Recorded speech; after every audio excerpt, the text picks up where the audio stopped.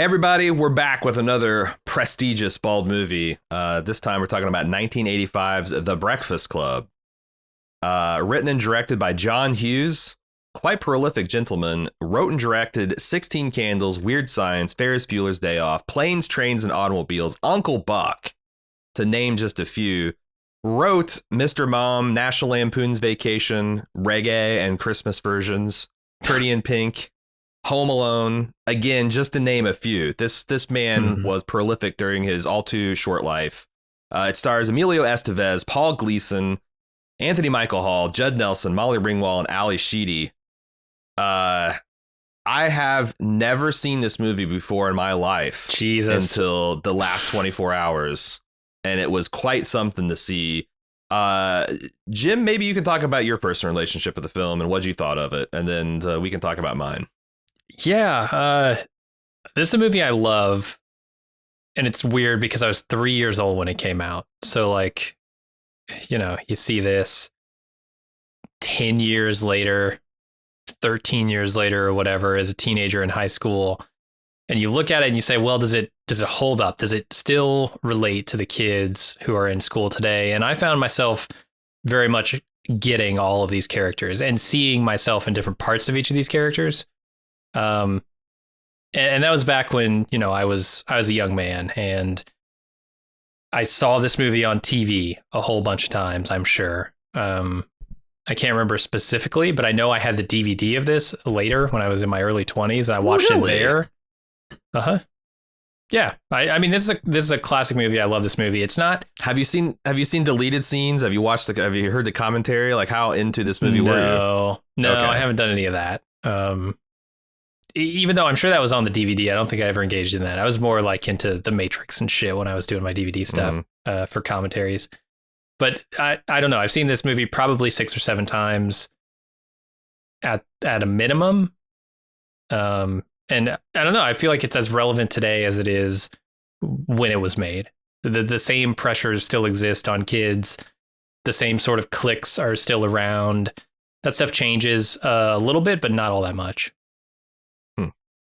Yeah, that's one of the big questions I have is how much did this movie reflect teenage culture and how much of it did it shape? Because I never saw this movie. And I see why. I see why my mom would be horrified to have me watching teenagers who are engaging in pot smoking and talking about being nymphomaniacs and fucking using the F word and talking about fucking their therapists and, you know, getting cigars put out. Like, it's a lot of heavy stuff. Sure. But real stuff too. Yeah. You know, that's the thing. If you watch this as a teenager, you watch it as an adult, you can kind of realize the realness. But also there's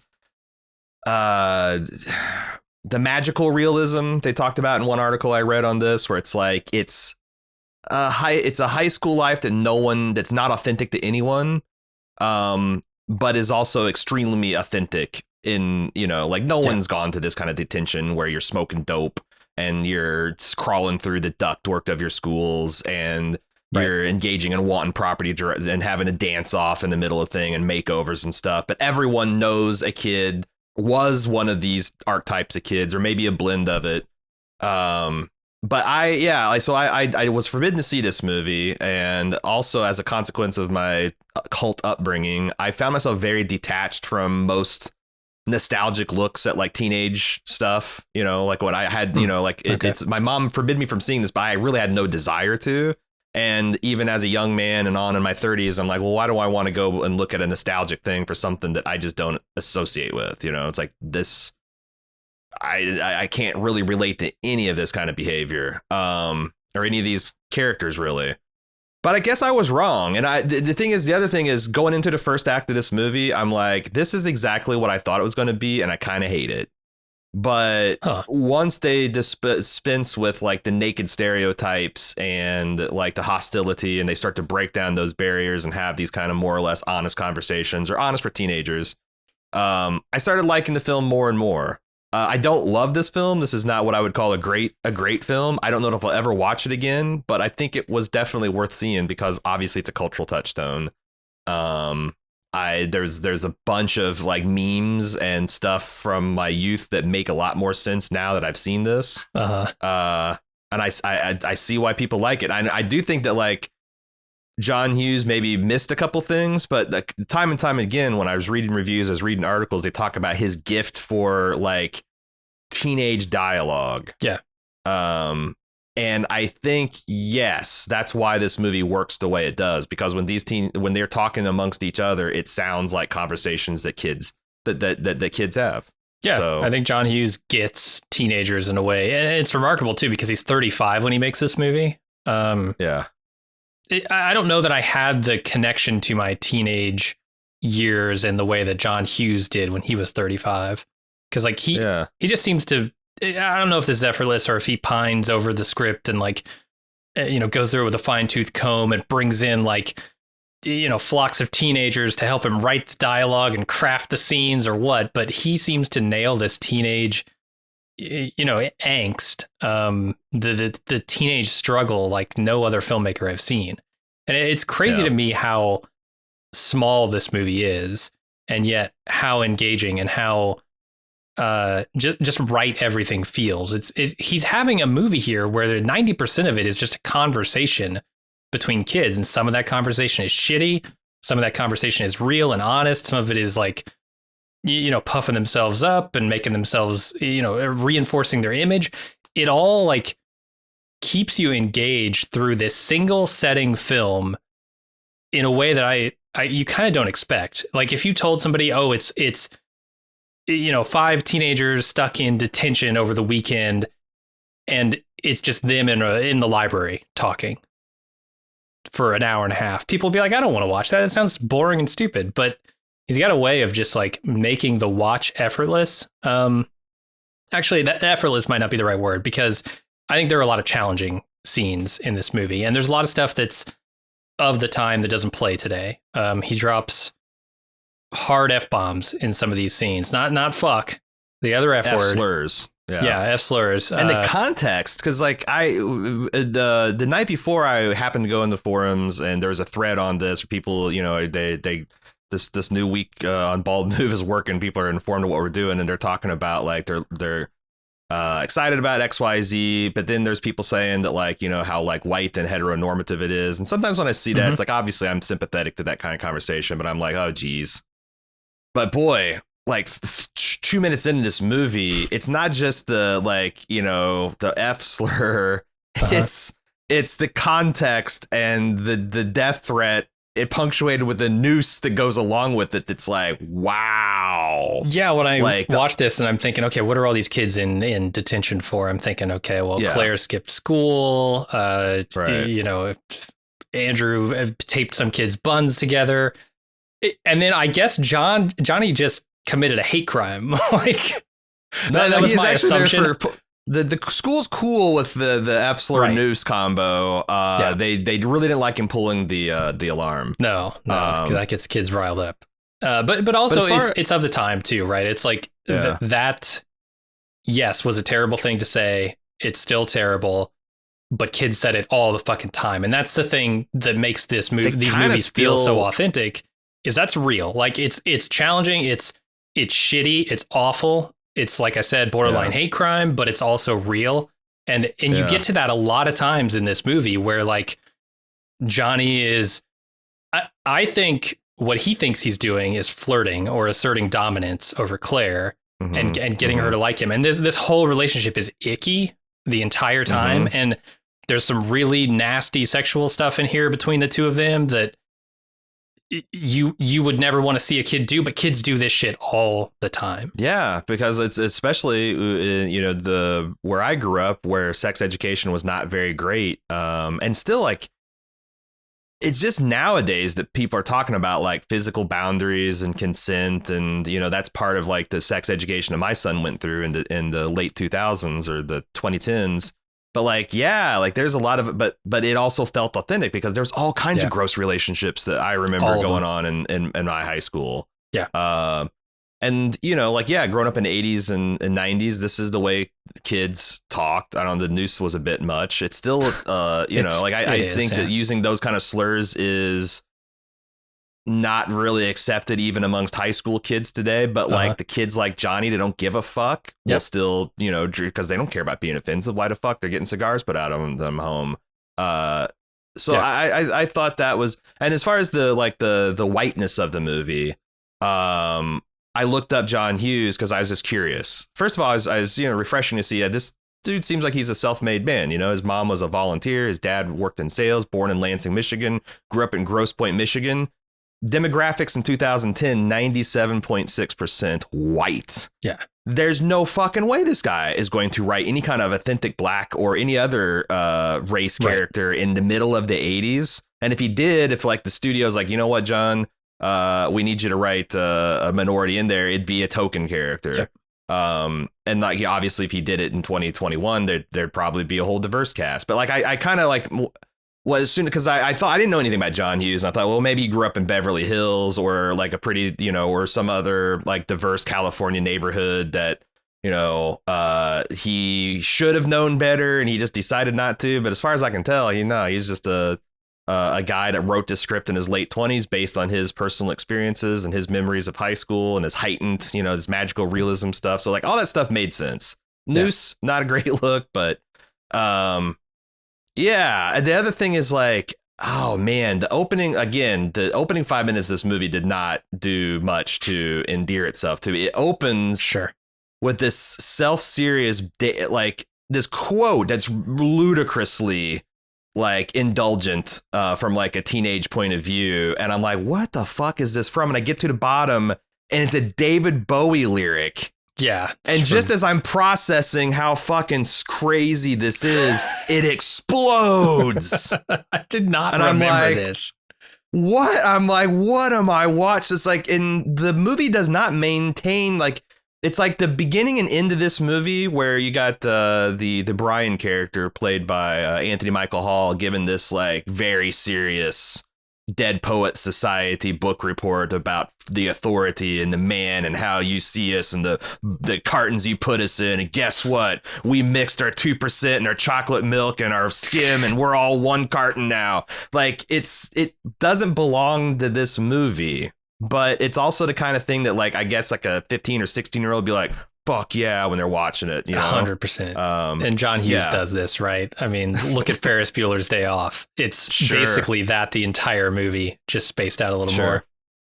The other thing we were going to get to like some spoiler takes here in a minute, but like I was also impressed by the performances. You know, this is a it's a very talented cast. Like, I don't think this was any one of these people's first rodeo. Ali Sheedy's in War Games. We just live watched that a couple months ago. Amelia Estevez had done a lot of stuff. Anthony Michael Hall had just been in 16 Candles. 16 Candles with the Molly year before Ringwald, with Molly Ringwald. I think Judd Nelson hadn't done as much stuff, but like a lot of these people returned. The young cast, but very talented. And that's the other thing. Like they were given great teenage dialogue. They're fairly authentic young people delivering it. They give performances that don't seem like it's beyond their years, which is something you can kind of slip into. And I think some of the like the 2000s teenage comedies kind of are written from a more adult perspective and they lose that. Mm-hmm. But I was really, really impressed with that too. It's the worst character. Well, I mean, it's a great character. It's just he's the shittiest character. But the person I'm most impressed with in this movie is Judd Nelson. He's an absolute despicable person through the majority of this movie. But he plays it so well. Like I've known kids like this who are they're just shitbag instigators, right? They want to get under everyone's skin, and for whatever reason, whether it's their father putting out cigarettes or cigars on their arm, or their parents ignoring them being poor and made fun of, or something, like a million different reasons. But I know these kids, or I knew these kids, and his performance on this just felt so real. And he's just such a shitbag. Yeah, and that's the thing. It's like you're right. I know kids like this too, and there's like different types. Like there's the class clown, and there's the ones that are kind of like the antisocial shit instigators, like you're talking about. Yeah. And they probably all have stories similar to this. Like I can't say that I've ever known one that didn't have some kind of tragic backstory that makes a lot of sense. When you think about it. Because like I know a lot of kids, and that's the thing. Like I felt this way. This is where I had the reason. Like I had probably 4 or 5 close friends in high school, but I had no chance, man. Like my mom made me go in and like sit out watchtowers and awakes on my desk. Said this was my special territory, and then the what they told me is that would earn me the respect and admiration of both my peers and my teachers.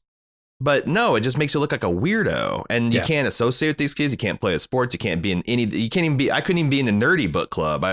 My son and I are going through a kind of a fascination with chess right now because of like the Queen's Gambit and me kind of talking about it. And I was like, he's like, well, why didn't you keep up with it? And I was thinking, it's like, I remember clear the day I gave up on chess. It's when I knew I couldn't join any chess club, or I'm never going to play anybody besides like my same one friend that whips my ass because he's 4 or 5 years older than me, and like. Yeah, like you just kind of gave, and I didn't like stir shit or instigate, but I just dropped out and give a fuck. Mm-hmm. Like I wanted to keep my grades up so my parents wouldn't hassle me. But that's it. And I also gave up academically because like I wanted to, like I even though I wasn't going to go to college, I wanted to take all the college prep courses, but like the guidance counselor stared, he's like, well, it's a waste of time. You're taking up a slot that another kid that might go to college would take, so like you can't take physics. And I'm like, well then that's fuck what it. he told you. Jesus Christ. So as a result, I like took double and triple study halls, and I graduated midterm because as soon as like fuck I didn't know triple I'm study hall was an option. I'd be there. Quadruple like study I was hall? like I tried to put like I had my junior year. I think I showed up at school and I went to sleep and I didn't wake up until lunch, and then I finished out the rest of my afternoon. Can you imagine how good I would have been at paper football if I had had 4 study halls? Holy shit! Oh my god! Or if they let you smoke dope, taking all the kids' quarters. Yeah. But yeah, like I get it. Like there's all different ways to drop out, and I guess that's one of the questions I want to ask. Well, let's get to the spoiler section. I'm going to describe the movie. If you are like me and you're in the 1% that hasn't seen it, I'm going to describe it, and then we'll take a quick commercial break. So this movie is about one Saturday afternoon in some Illinois suburban high school, where 5 kids are in all-day detention from 7 o'clock to, I think, 3 o'clock in the afternoon, maybe 4 o'clock in the afternoon. They're not allowed to talk. They're not allowed to move. They're not allowed to get up. This is a joke. They do all these things. They are supposed to write a 1,000-word essay on who they think they are. And I think it's supposed to delivered into who do you think you are, kind of like tone of voice by this asshole assistant principal that we're going to talk about. Yeah. And these you've got like they're all representative like of the different kind of suburban. I'm not going to I don't know what the rural kids experience were. Though I guess Mooresville was pretty rural. My high school was set up where you had the jocks, you had the nerds, you had the preps, you had the burnouts. They were called hoods in my school, and then you had the kind of weirdo misfits, which I guess I was in that category. Yeah. And they all hate each other, and they're all very self-segregated. And eventually, through conversations, that all breaks down, and they have new appreciations and understanding for each other, and find out that they have much more in common than they have apart, which is the story of all people ever. Right. When you sit down and are forced to talk to each other, you realize, oh shit, I had no good reason to hate you, and I should probably do a lot more loving you. That's why this movie works so well. Okay, Jim, I want to start this conversation off to say, which one of these kids was you? Do you identify strongly with any of these children? There are only 2 of them that I don't really identify with. And those 2 are Johnny and Sporto. Andrew, the wrestler. Because it's Emilio and Judd to me. I had a hard time learning these kids' names in one go. But yeah, I identify a lot with the nerd. I identify a lot with the weirdo for the same reasons you do. Because being in a cult growing up, it's hard to pretend like there's any normal there, especially when you get asked to, hang out after school, or you get asked to dances, or you get asked to any kind of join a club, whatever. And you got to say no. People wonder, like, what? Why the hell? Why not? Some of them probably took it personally, like someone asked you and you're just like, no, I can't. And they're like, oh, you can't, or you don't want to. And you got two impossible choices. You can say, Well, it's because of my weirdo religious beliefs that I'm going to not even get 30 seconds into explain it before you're bored, or right. the ever popular my parents won't let me, which makes you seem extremely lame. Yeah. Yeah. The other people I identify with are Ali Sheedy, because I was obviously a weirdo, and I was a bit of an attention seeker too. Not quite a class clown, but like borderline that. But not for the same reasons, right? Like my home life was very good. It was fine. I had really no complaints. And then I'm also very much a nerd. I was into computers and I was into Magic the Gathering and video games. I was a big nerd throughout school. And then I also identify with Claire a little bit because I have this crazy real name, Jim Jones, right? And everybody knew my name, even if they didn't know me. They were like, "Oh, you're that." I literally had people coming up to me in school and going, "Hey, you're that Jim Jones guy, aren't you?" And I'm like, "Yeah." Okay, bye. Like I was somehow like popular because I had a weird name, and like I hung out with like kind of all the groups of kids, so I wasn't really like stereotyped into one group. I did end up hanging out with like the weirdos and the sort of loner types a lot more than the popular kids, just because, right. You know, if you're going to hang out with the popular kids, you got to do popular kid things. And I wasn't allowed to do popular kid things. So I would hang out with the weirdos at school. So, but you were like cool in every of the various hoods in school. Yeah, I can only remember one kid that actively disliked me, and I actively disliked him. He was that Judd Nelson, like just being an asshole for an asshole's sake kind of kid. But yeah, I very much got along with most, I would say 99% of people that I interacted with in school. Right on.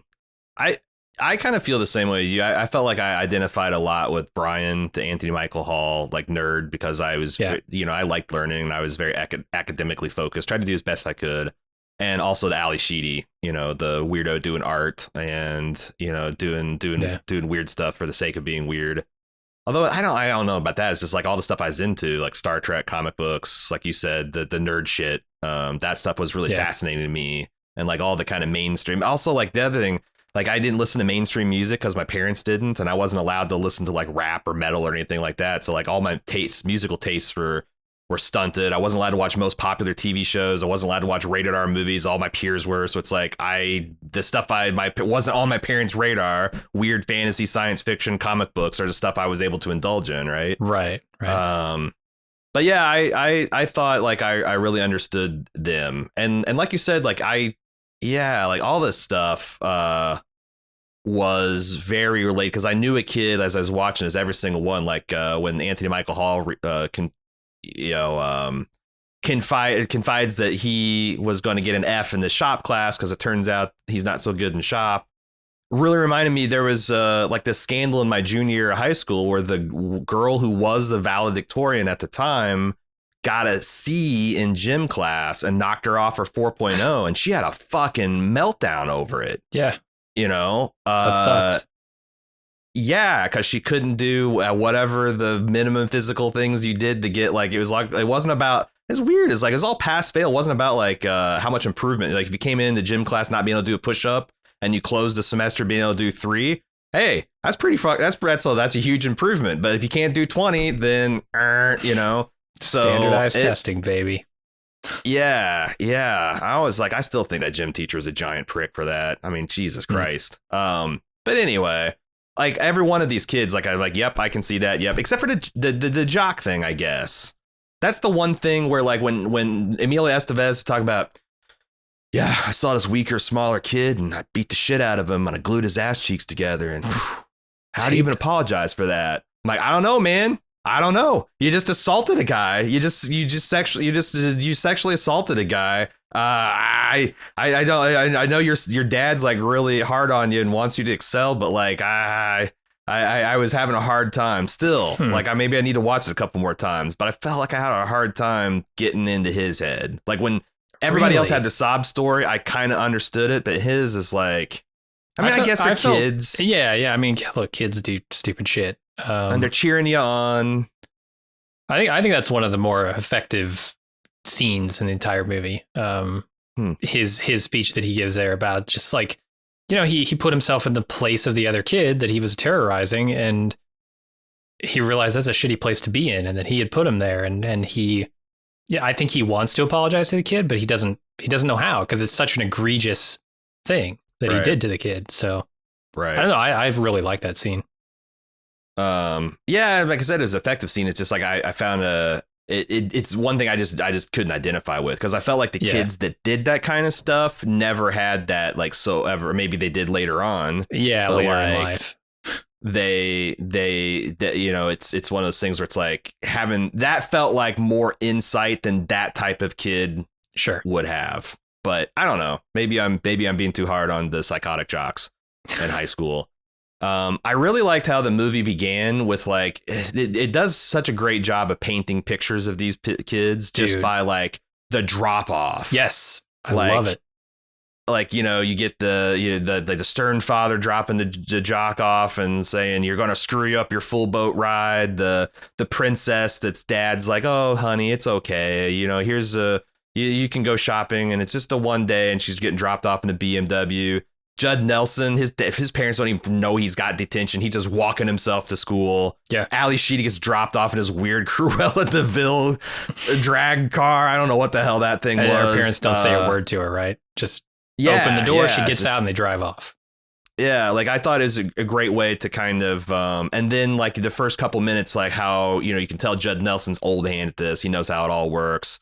Molly Ringwald thinks that, hey, I could just say, but look at me, I don't belong here. And the principal's being like, of course, princess, of course, you should go home. Like, all these like ways that they effortlessly establish the archetypes of these kids. And I wonder if, like, if you're supposed to, as a teenager, identify with one right away and then like take their side, like, is like how effective was this movie at putting, like, if you're a 16-year-old, and that goes back to my question of how much did this movie reflect teenage life and how much of it did it shape? Because it probably does both, right? I think so. Because I went to high school from 90 to, like, you know, from 91 to 95. And like, it was fucking like everyone I felt like in retrospect, tried to fit in these 5 archetypes to a T. Like the dress, the grooming, I mean, obviously the fashion changes a little bit, but like, and is that because the kids kind of like self-sort themselves, or is it, I don't know. Like, I think of back, of course, I don't know. I didn't go to school in the 50s or anything like that, but I felt like maybe things were a little bit more homogenous back then. In terms of, like, you definitely had, I think of Grease, you had 2 types of kids. You had regular dudes, and then like the sports people, and then the greasers, right? Yeah. And we continue to fracture into the different weird. I don't know, but maybe I'm wrong. Yeah, I don't know how accurately it reflects the time period, because obviously I didn't even go to school in the 80s, so or at least high school in the 80s, so I don't know. I imagine it's a little bit of both. Like, it hit on something very intrinsic to the teenage experience, which is trying to figure out who you are, and naturally, as kids, you know, try to figure that out or do figure that out, they sort into these groups with others who are a lot like them, and those things develop into cliques, right?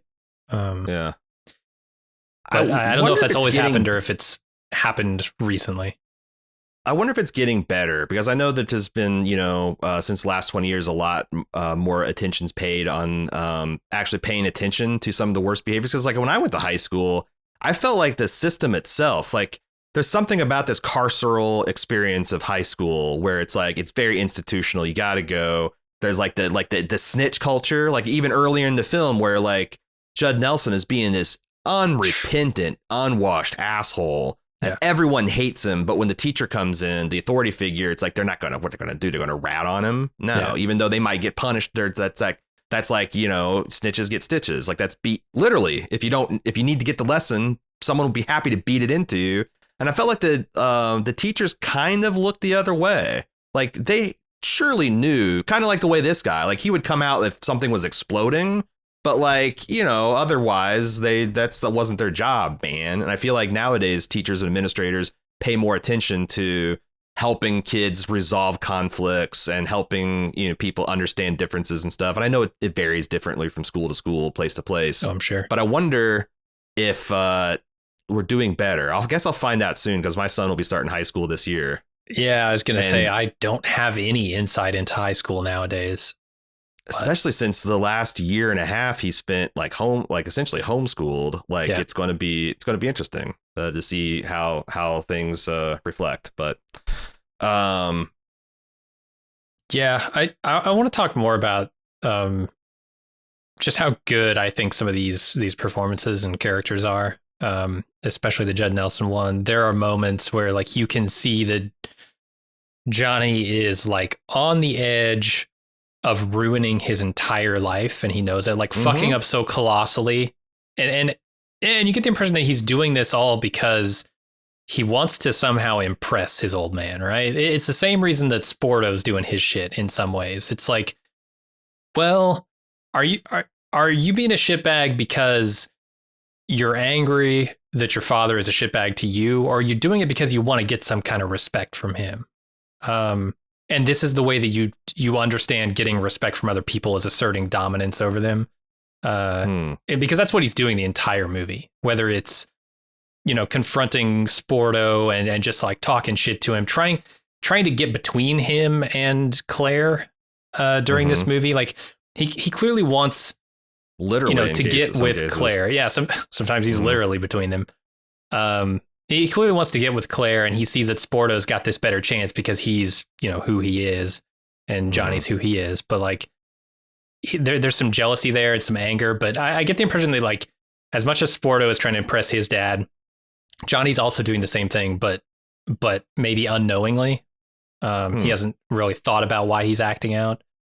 I don't know. You don't get a ton of insight into his home life, but there are moments where you see him like, him and Andrew are about to get into a fight, right? And he gets pushed, and then Johnny backs off, and he's walking away, and he's like, yeah, because I'd kill you.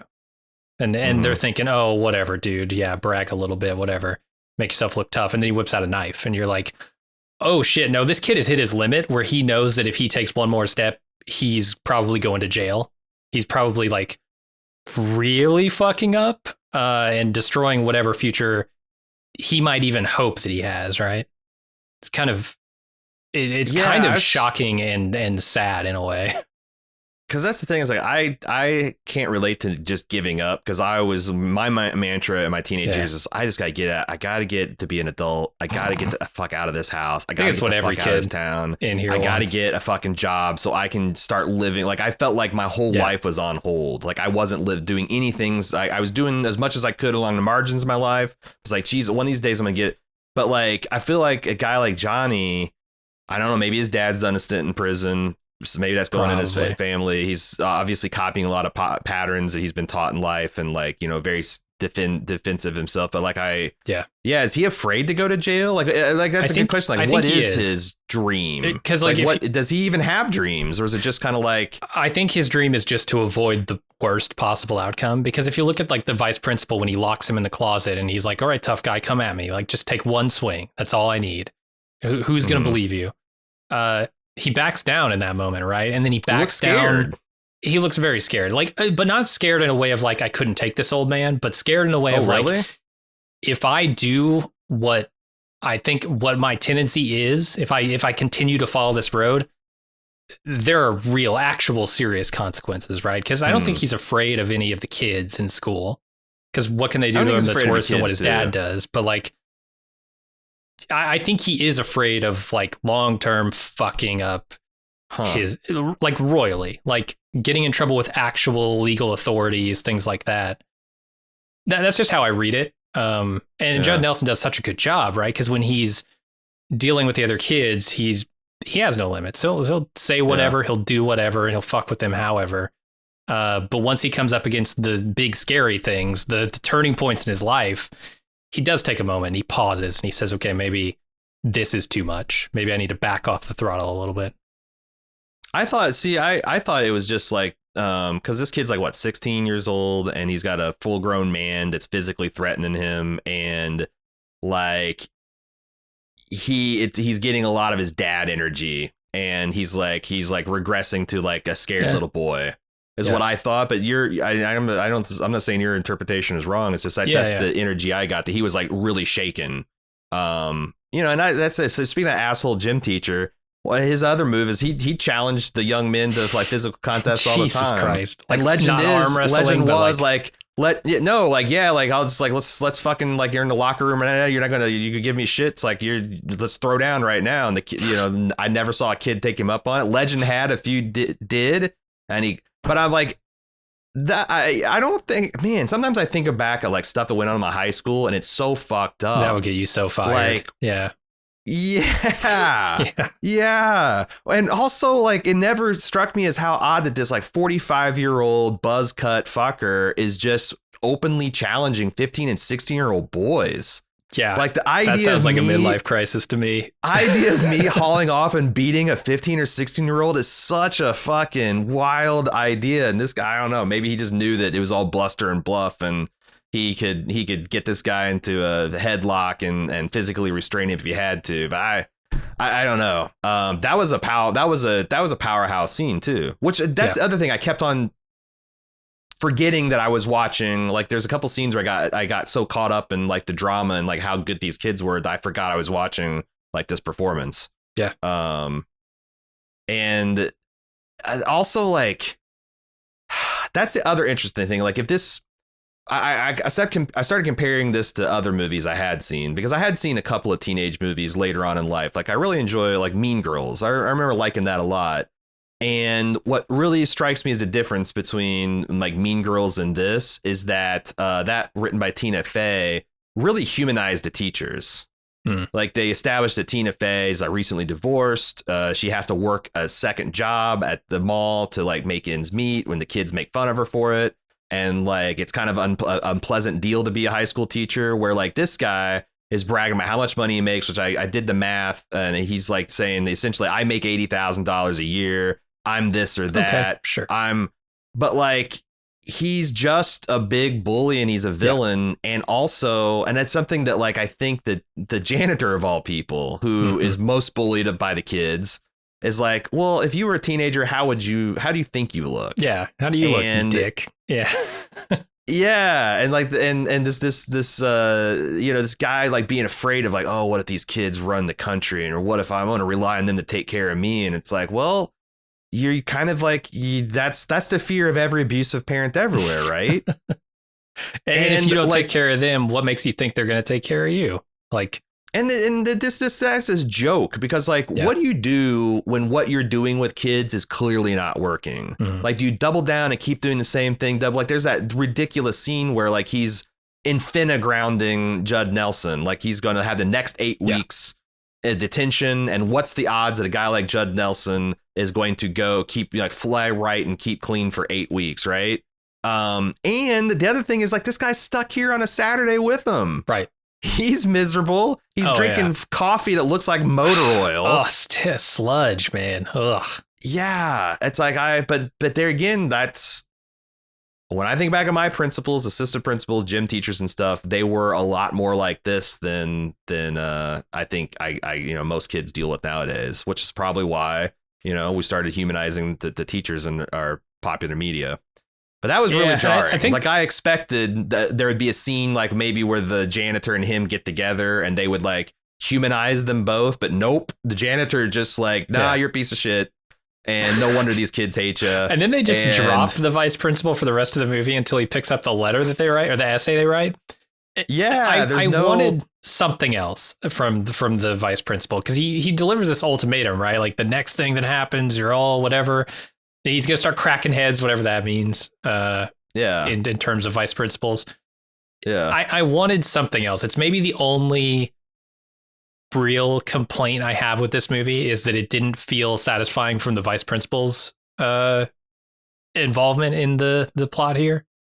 Yeah, he goes and pervs on the administrative files and violates a bunch of privacy. The janitor busts him and hustles him for $50, calls him a piece of shit. And then the next time we see him, he breezes in on an empty room where Anthony Michael Hall has wrote this sick ass fuck you, old man essay, and he's just left to read it in silence as, Judd Nelson's pumping his fist and after making time with Molly Ringwald on the football field. It never tells us if he got the point of the janitor's conversation with him. It never tells us if the kids got one final one up on him, or if they're all back in detention next week because he's like, yeah, fuck you, try again. You don't get the win, I get the win, kind of, yeah. Well, that's the thing. I think this movie is very much an open-ended sort of thing. It's a big question mark at the end, right? Like, you have all these great highs for these kids, but I think the thing that's ringing in my head at the end of this film is Anthony Michael Hall's lines about, will we talk to each other? Are we still friends on Monday? Like, that is never resolved, right? They talk to each other about it, and they all say, nah, we're probably not because X, Y, and Z. It's that peer pressure, right? This movie is all about the pressures on teenagers. It's peer pressure. It's pressure from authorities. It's pressure from your parents. Pressure to be a certain person when you don't even know who you are. To excel in a certain way, and Yeah, all those pressures, and then we don't really know at the end of this, will they speak to each other come Monday? They're kissing in the parking lot, but that might all be gone. Is that just to get? Is that just to piss off Daddy who's picking you up in a BMW? Sure. Because that's what happens on Monday when the pressure really gets applied. I think it's implied that they will, but they're just 5 people in a high school of 500, and is he really going to stand up to the whole locker team like, oh, you kissed a weirdo that's like, shakes dandruff out of her hair, and the Molly, when she gets with her the queen bees, they're gonna be like, oh my god, you kissed he did this with the other girl, and it's I don't know, that's kind of it does, I guess, on I didn't think about that, but it is kind of melancholy, a little bit of a melancholy. I mean, I just remember the peer pressure in school is immense, and it doesn't just go away because you want it to. It's still there, and you can give into it, and you can preserve the cliques that you have and the friends you have on Monday, because all these people have friends except for Ali Sheedy, except for Allison. But Monday, they're going to be right back in their lives, right? This is a remove from their regular lives that allowed them the space to actually get to know each other and become friends. I think there's a very good chance that on Monday that all goes away when the peer pressure comes back in. Yeah, I had an experience with that where when I started working at 16, I was put on a shift with a guy from my high school that we kind of hated each other. And on the job, we'd start talking and everything was cool. But and I thought oh, hey, maybe me and Chad will start getting along. Nope, not back in the school halls of high school. No, stay the fuck away from him.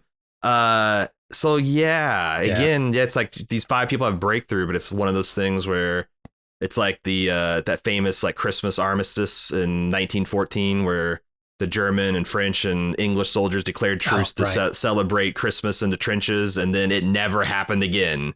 It's like that could have been the beginning of a breakout of peace, but it's not going to be. So which is, I somehow just sad. Avoided most of that in my high school or my school experience in general, because I hung out, like I said, with mostly the weirdos and the nerds, but also I was cool with everybody. So I remember there being peer pressure, but somehow it felt like those pressures didn't apply to me. And I don't know if it's because I was the weirdo and nobody really gave a shit about what they thought, but I never really gave a shit about what other people thought because, I was cool with the sports kids and I was cool with the popular kids and I was cool with the weirdos and nerds. So you can't get past that peer pressure, but man, it's intense. It can be intense. Oh yeah. There's another kind of melancholy meditation where they wonder about, are we going to be like our parents?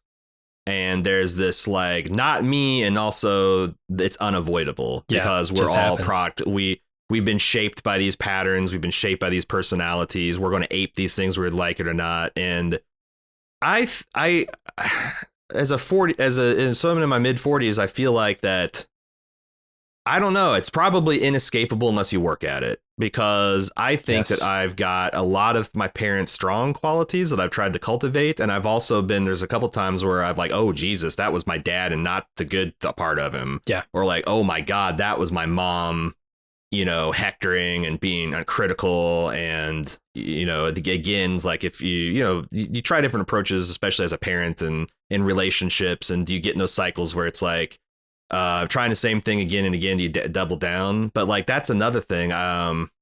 Because I remember, when growing up, it's like, my parents are crazy.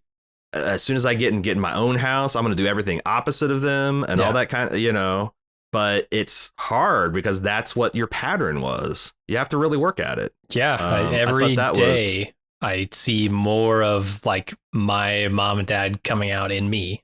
Like I notice it. Like you said, I'll be doing something. I'll go, oh shit. Yeah, that's exactly what my dad would do in this scenario or whatever. And it plays into the conversation between the janitor and Dick, the vice principal, who, the janitor tells him like, did the kids change or did you change? Because somewhere along the line, like he changed, right? And that makes me look at it and go like, okay, well, what does that mean? If I changed from whatever I was in high school and became what my parents were when I was in high school, what caused that change? And who was I back in high school, right? Why can't you just be the person you were then that would have identified with these kids, understood these kids, right? Instead of giving them shit all the time. It's like, what is, if you are the patterns that your parents instill in you, and yet that doesn't manifest until later in life, really. Yeah. What? I don't know what. Yeah, I think that's one of the hard things about being a late teen or teenager, early adult is like at some point you go from limitless potential to like, oh, you are what you are. And like you sometimes don't, like your awareness doesn't catch up to where you're actually at. Sure. But then you can be Matthew McConaughey in Fast Times, and you can just be perpetual teenager, right? Another movie I've not seen. Like that's the all right. That's the like no matter how old I get, they still say it's the same age. Yeah. Yep. Arrested Development. One thing that I thought was not true to my school experience was everyone's reaction to Judd Nelson's weed stash. Because I was aware, like I was a straight edge kid. Nah, I wouldn't call myself that, but that's just like I did. The idea that I would do drugs was just like way far beyond my personal performance envelope. Yeah. But like I knew all of the kids were doing it, and it didn't matter whether you were at a preppy. It didn't matter if you were on the wrestling team or football team or basketball team. Every one of these people, like maybe there were some that did it every weekend, but almost everyone that I knew went and partied at a party house at least once in their high school career and had definitely smoked dope, had definitely drank to excess, all that kind of stuff. Like every one of these kids, like universally reviling the fact that just, oh, this is drugs. This is marijuana. Like I thought that was like, okay, maybe that was no, and there's no way even in the 70s that was the case in Grosse Point Blank. Sure. I mean, I don't know. But if you could somehow gather a group full of the kids who hadn't done weed, this scene is so cute because like the way that Anthony Michael Hall is like, I want to try that. I want to try. There's weed going on in that room. I got to get in there because this might be his only opportunity, right? His friends don't smoke weed regularly, so like, right? He's probably never known anybody who actually had weed. He probably hasn't ever seen it in this movie, right. So. Right. This is an opportunity for him, right? To experience something he hasn't experienced, get outside of himself and his expectations and go do something crazy. I love that. I also feel like every one of these kids, except for Emilio Estevez, had done weed before and knew exactly done weed. Jesus Christ. Done weed. I sound like that straight edge kid. But like, because like I thought Molly Ringwald was really good playing Stone. I thought Anthony Michael Hall was really good playing Stone. Judd Nelson, of course. Ali Sheedy, of course. Emilio Estevez hotboxes the whole foreign language lounge and comes out of there like a madman. This is the magic realism. I have never seen someone's first reaction to Herb like turned him into the Incredible Hulk of like fight dancing and using the library as a gymnasium and pommel horsing over bookcases. It's like everything was like, yep, that's exactly that. And then you see Emilio Estevez come out of the room. I'm like, oh, this is going to be interesting. And he just comes out in full Wolfman mode. Yeah. Like, yeah, I don't think he's done it. Or John Hughes. I think Martin Sheen put the fear of God into him. Look, I blazed up with Brando and it changed my life and not for the good, man. You gotta stay away from this devil's lettuce, boy. Boy, you better stay away from this devil's lettuce. I do appreciate that he did all of his own stunts in this movie. Like, that was really him doing the cartwheel, really him jumping over bookcases. Yeah. Because that's the other thing that blew my mind. Oh, go ahead. I want you to finish your thought. No. I just kept expecting to see the cut to the stuntman, and it never was. Or the quick cut that like hid that this isn't actually him. But they always showed his face. He always doing it. He was like also like he's like looked like a kid that wrestled. Like he's compact and stocky and like but muscular and obviously agile and all that. His takedown of Judd Nelson wasn't very convincing from a technique, but like from a physicality. Even though Judd had like a half a head over him, looked real. I was impressed by the other prejudice I had about this movie is this was a big budget Hollywood, star-studded production. This movie cost less than $1 million.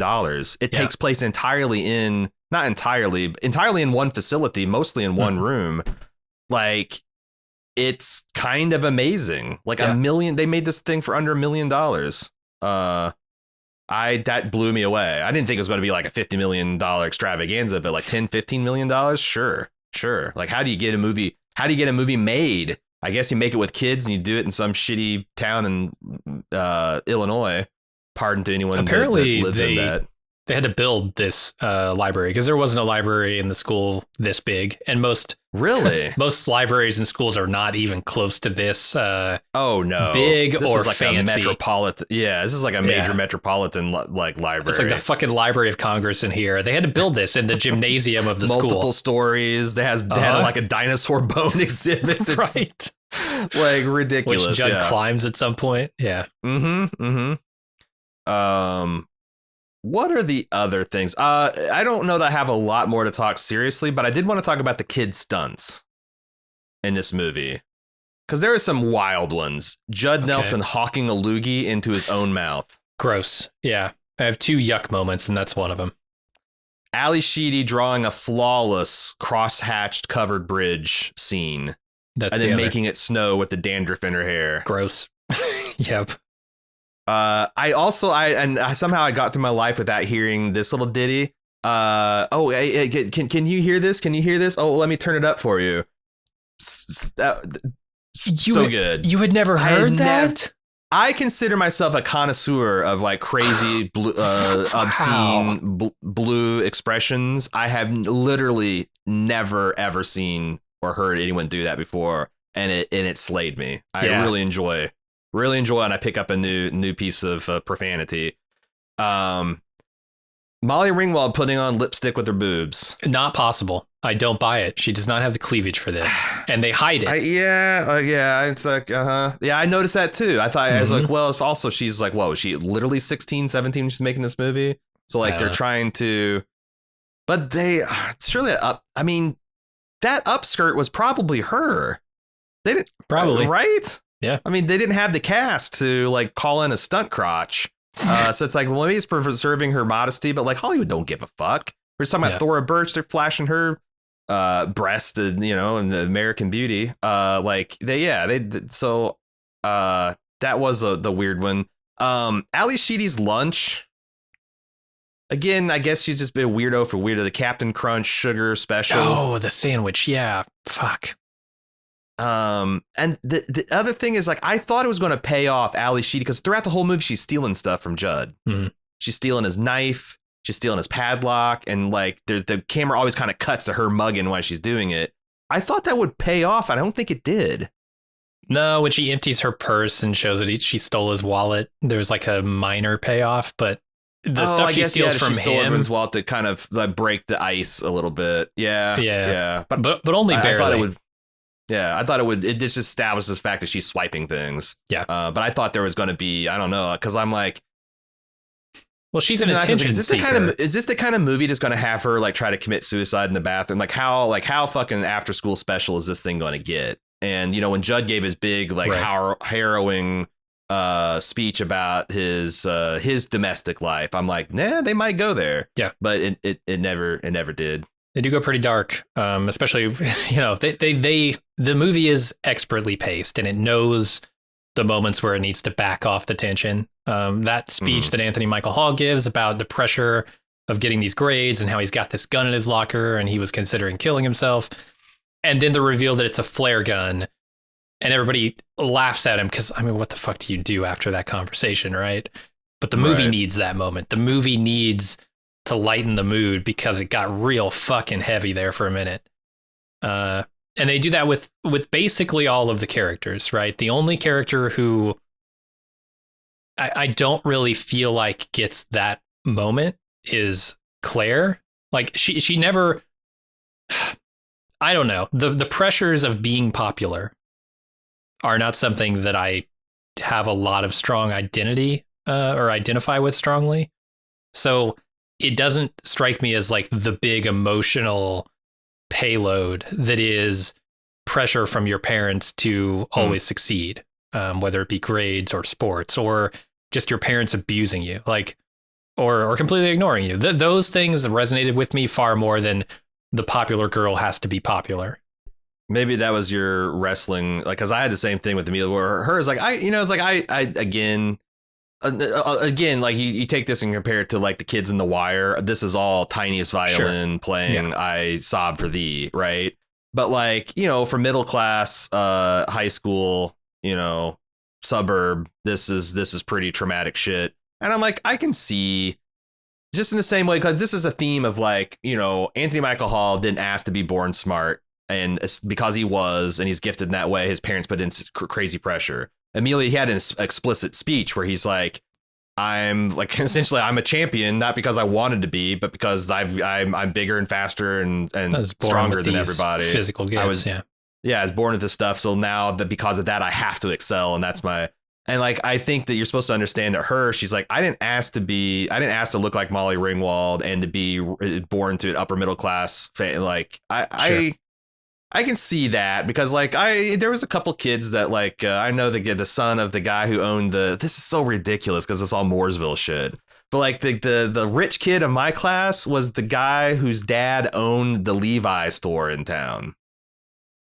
You know, the Levi store in more, that's like a big fucking, it's half the town, it feels like. I know it, but like really that's because I knew a kid and who that's the thing. Like, was that's like, I understand too. now that he probably had like a solid middle class back, but he was not. There's no way that guy's wealthy off of a single blue jean store. Right, it was a big blue jean store. It was a big blue jean store. Enormous. I think it was like largest in the Midwest or whatever, and it was kind of famous and is right there by Gray's, the other powerhouse of Mooresville. But yeah, like I remember being a little sorry for him because he was popular because, you know, he had a lot of money, and like if you got in good with his parents, they might take you on vacation with them, and they always had good parties and stuff. But like people talk mad shit behind his, and anytime he like showed a moment of weakness or wanted to whine or complain, people like, oh, poor little rich kid, you know, like nobody wants to hear your fucking problems, but you know, well-off people have problems too. Yeah, and that's might be a little bit of my bias, like being born into extreme wealth. Plus, just being a woman, being a woman in high school has just got to be a fucking nightmare. Just baseline, you know, like for sure. Yeesh. And let's talk about that because this, you know, has a couple of young women in it, and the storyline that they get, the one of them gets, is that they are a weirdo because they don't look the right way. Now. Halfway through this movie, actually near the end of this movie, they rectify that problem, right? And I'm putting that in quotes, rectify the problem. Right. By giving Ali Sheedy a makeover. Yeah. And Ali Sheedy, while she's doing it, is saying, why are you being so nice to me? And it's like, because you're letting me. And like the other movies. So this movie does this in the context of a whole lot of other things that it's doing. And I've seen other movies that do exclusively this, like She's All That. They're, you know, Mean Girls in a way is like doing exclusively this experience. And so they can devote more time to it. And I don't know if it's a problem here of not being able to devote enough time to this particular plot line, or if this is just an inherently like kind of sexist, weird thing that's in this movie now, because they're essentially saying that the only thing that's going to make her happy is looking good.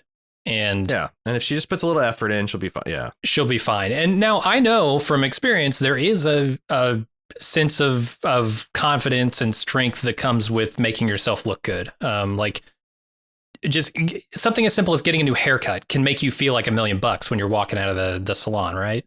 And so, as far as advantages and privileges going, being extremely attractive is probably the best one you can have. It trumps almost everything else except for money. Yeah. And it's almost universally worldwide. If you're attractive, everything else is going to be a little bit easier. The wheels are going to be a little bit greased. The doors are going to open easier. So sure. For sure. I guess I wish that was not the go-to move here. The thing that could define her as a new person is getting a new look. Yeah. What about Molly Ringwald appreciating the fact that she has no shit artistic talent? Right. Or, you know, she's into cool music, you know, or like there's, it's like it doesn't have to be like, hey, I spent 5 minutes in your makeup and push your bangs back from your head so people can see your face, honey.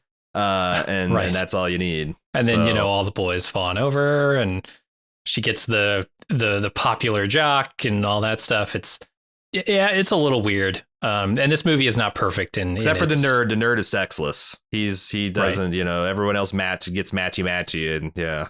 Yeah. The nerd goes home alone as is, that's how it goes. That's how it goes in school. That's so certainly. It goes. Do you have anything else you want to say about the Breakfast Club? Oh, why? That's the other thing is like, I thought that there was going to be some cool reveal about the Breakfast Club and like why they named themselves that, but it's literally just signed the Breakfast Club. Oh, it's because they were all talking about like the clubs that they're part of or not part of and won't be accepted into right now. They're forming their own new club, which is outside of the norms of. But did they name it before? No. Why is it called the Breakfast Club? They kind of sort of ate lunch together. I don't know. I thought it was like I was expecting some kind of tie-in with. Honestly, I thought there's going to be some kind of like they bonded over breakfast at Tiffany's or something, or like that was the one movie they'd all seen or something. It just felt slightly random. I'll give you breakfast doesn't make a ton of sense in this context, other than maybe they showed up really early on Saturday for their detention. Yeah. Sounds like that's the school start. 7:00. That's for some reason still.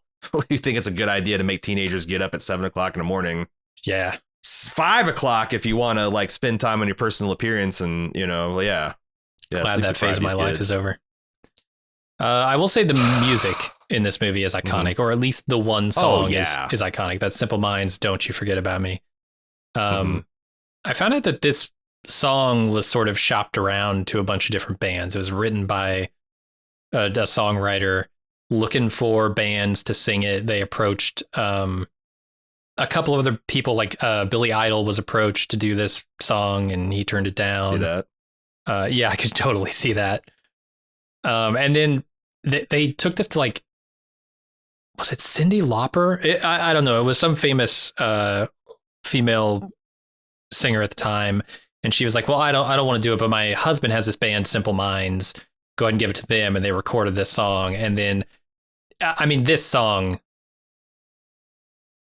it became a classic, I think, because it was in this movie, but it sort of like defined a genre of films in a weird way. Like a whole generation of kids saw this movie and was like, Simple Minds is a thing. But Simple Minds, I'm trying to think of other songs that they've done.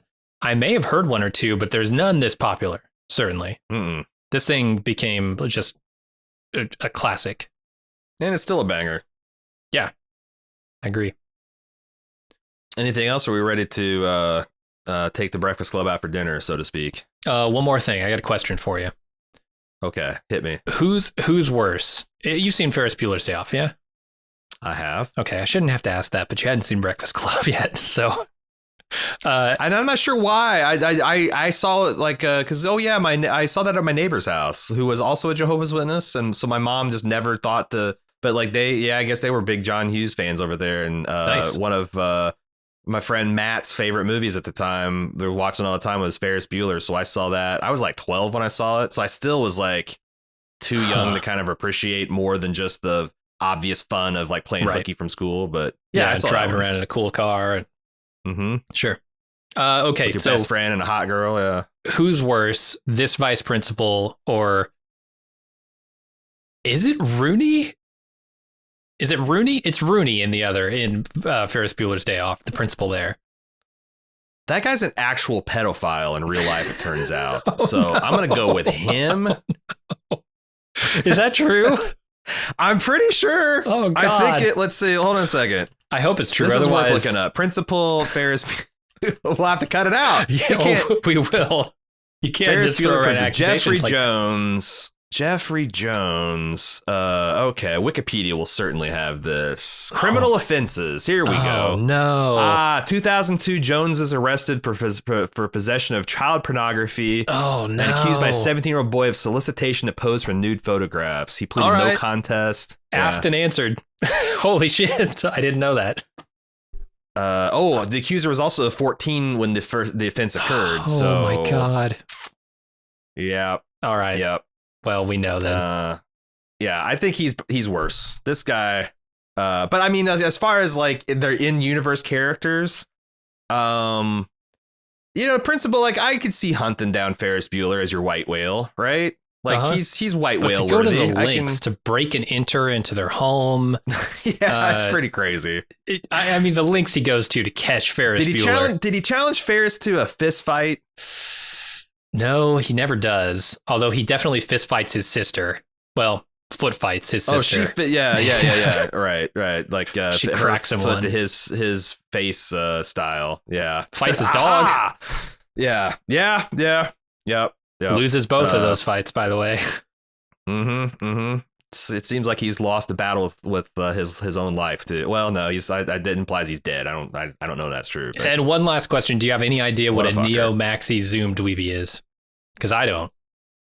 A neo maxi dweeby. I mean, it's like I don't know. It's like some kind of word salad way to say this guy is like a mega nerd. He's like a neon evangel nerd, some kind of evolved battlesuit mecha wearing nerd.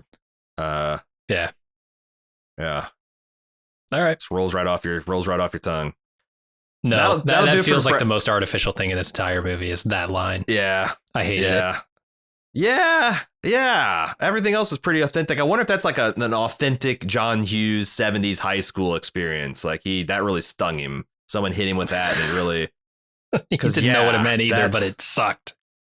Or maybe he was trying to consciously coin, like in a Bart Simpson eat my shorts kind of way. Like he's like, I want a catchphrase coming out of this thing. Wrong character John for that. Hughes original. Wrong character. That'll do it for the Breakfast Club. Next week, we're going to be back for the psychosexual thriller Basic Instinct.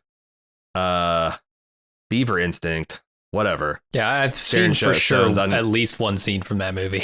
I was going to say, I have never seen this movie before, but I do know the crossing, uncrossing leg scene that everybody lost their fucking mind over. I can't imagine a half-second cooch shot is going to do things for this movie one way or another, but I don't know. I haven't seen it. But we'll be back on Prestige for Basic Instinct next week. Until then, I'm your host, Aaron. And I'm Jim. See ya.